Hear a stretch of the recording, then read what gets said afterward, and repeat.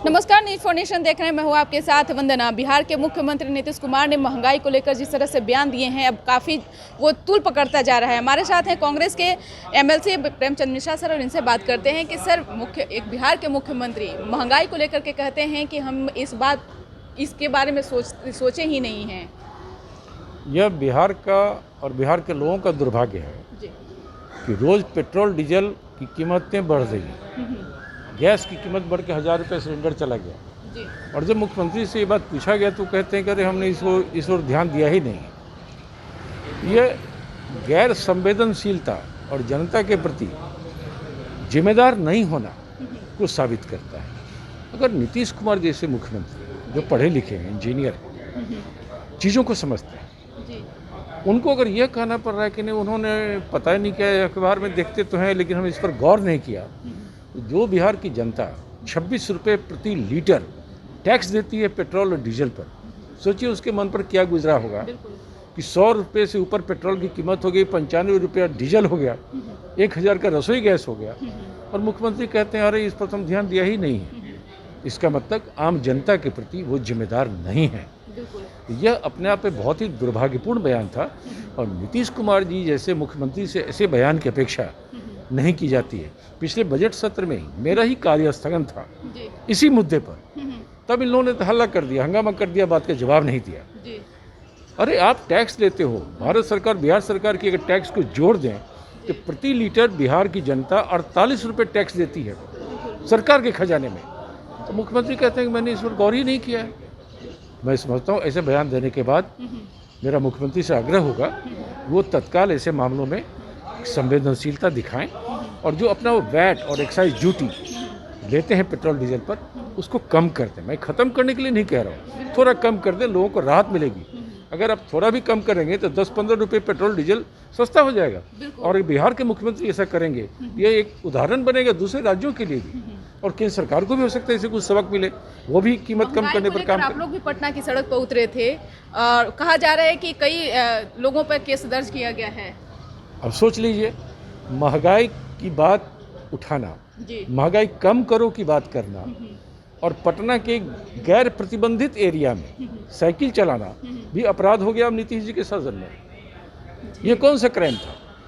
Boring road से अगर आप हाईकोर्ट और इनकम टैक्स और डकवाला होते हुए गांधी मैदान जाते हैं तो ये प्रोहिबिटेड एरिया नहीं है और इसमें साइकिल चलाने की मनाही नहीं है।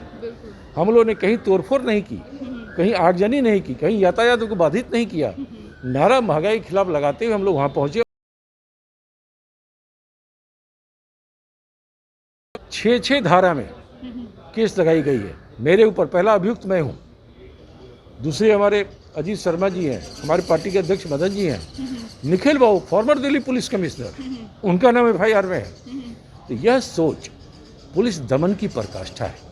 अगर ऐसे मामलों में आप विपक्ष की आवाज़ को दबाने के लिए केस मुकदमा करते हैं तो कल को नीतीश जी और बीजेपी वाले जो सत्ता में हैं, जब सत्ता से बाहर आएंगे तो तैयार रहिए, रोज़ दर्जनों मुकदमे डाले जाएंगे, तब पता चलेगा क्या होता है। ये गलत परंपरा है।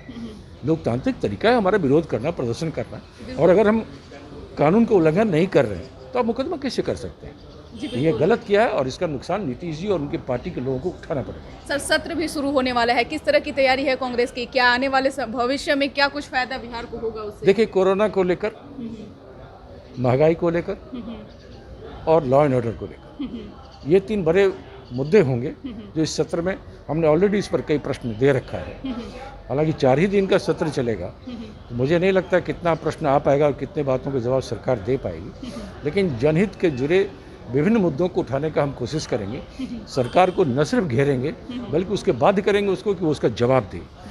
हमारे विधायक दल की बैठक होगी 26 तारीख को, जिसमें हमारे राष्ट्रीय नेता लोग भी आ रहे हैं। उस बैठक में भी रणनीति तय की जाएगी कि विधानसभा में क्या मुद्दे उठेंगे और विधान परिषद में क्या मुद्दे उठेंगे। मैं सिर्फ इतना कह सकता हूँ कि कांग्रेस पार्टी के सदस्य दोनों सदन में मजबूती से जनहित से जुड़े प्रश्नों को उठाएंगे और सरकार को जवाब देने के लिए बाध्य करेंगे। क्या लगता है कि इस बार सदन की जब कार्रवाई शुरू होगी तो एनडीए जिस तरह से अपनी जो भूमिका अदा कर रहे हैं, तानाशाही की बात कही जा रही है, तो उस पर कांग्रेस का कितना क्या कुछ?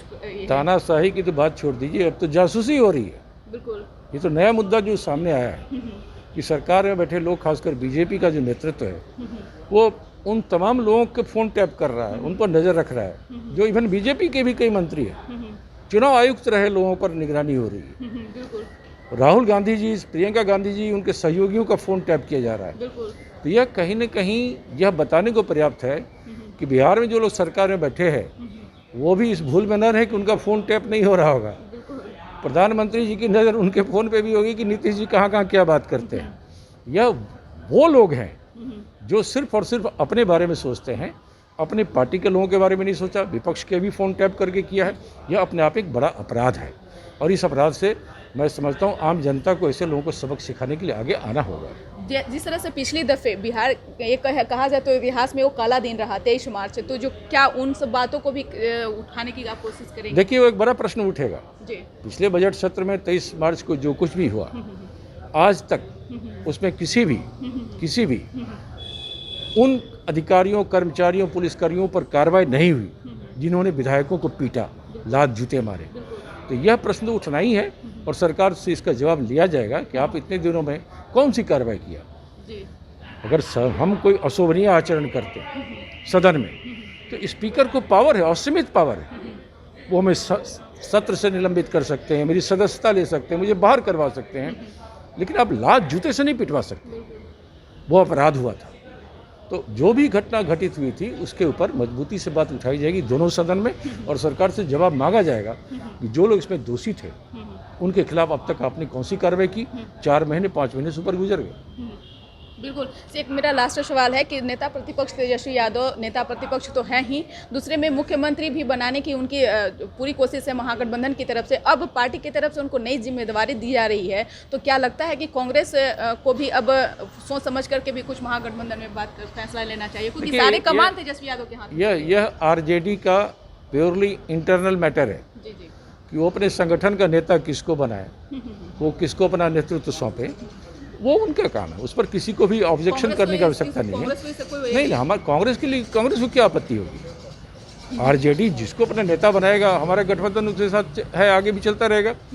तेजस्वी यादव ने as a leader of the opposition बेहतर काम किया है, मैं इतना कह सकता हूँ। और पिछला विधानसभा चुनाव तेजस्वी तो लीड कर रहे थे, तो तेजस्वी के नेतृत्व के ऊपर तो कोई सवाल नहीं उठा सकते। तेजस्वी की ये के नेतृत्व के चलते आरजेडी बड़ी पार्टी बन के उभरी है। महागठबंधन को बहुत अच्छा प्रदर्शन हुआ, कुछ और सीटें मिलती तो आज हम सरकार में होते। तो उसके बावजूद अगर कोई प्रश्न उठाता है कि तेजस्वी ही क्यों नेता बन रहे हैं, वो गलत चीज़ है। वो उनका अधिकार है, उस पार्टी का अधिकार है, जिसे नेता बनाए। हमारा गठबंधन आगे भी चलता रहेगा और हमारी शुभकामनाएं तेजस्वी यादव को लेकर। बहुत बहुत शुक्रिया सर। तो आप सुन रहे थे कि क्या कुछ कर रहे थे कांग्रेस के एमएलसी प्रेमचंद मिश्रा। इन्होंने साफ तौर से कहा है कि तेजस्वी यादव को उनके परफॉर्मेंस के अनुसार ही उनको वो पद दिया जा रहा है और आगे आने वाले समय में भी बेहतर परिणाम करके दिखाएंगे। इसका बस इतना ही। देखते रहिए न्यूज़4नेशन। नमस्कार।